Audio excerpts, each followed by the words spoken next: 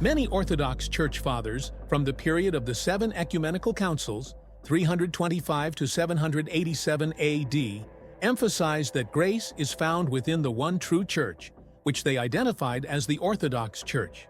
Here are some key figures who wrote about this. 1. Saint Athanasius the Great, First Council of Nicaea, 325.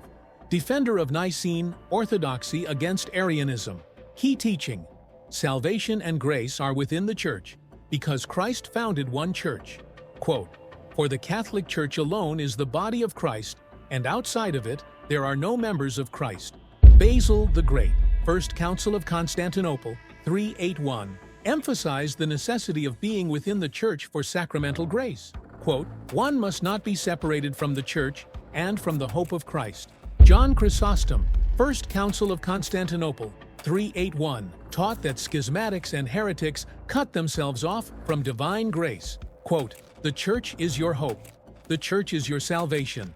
The Church is your refuge." Cyril of Alexandria, Council of Ephesus, 431, defended the unity of the Church and the necessity of being within it for salvation. Quote, "Christ is one, and his Church is one. He who is outside the Church is outside Christ."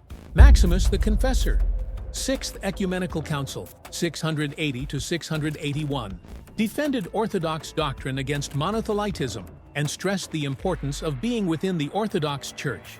Quote, "There is but one Church of Christ, holy, Catholic, and apostolic, and outside of it there is no salvation." Theodore the Studite, Seventh Ecumenical Council, 787, defended the Orthodox Church against iconoclasm and stressed that grace is found only within the true Church. Quote, "Those who separate themselves from the Church separate themselves from Christ." Throughout the period of the 7 ecumenical councils, Orthodox Church Fathers consistently taught that divine grace is fully present only within the Orthodox Church. They rejected the idea that heretics or schismatics retained grace outside the Church.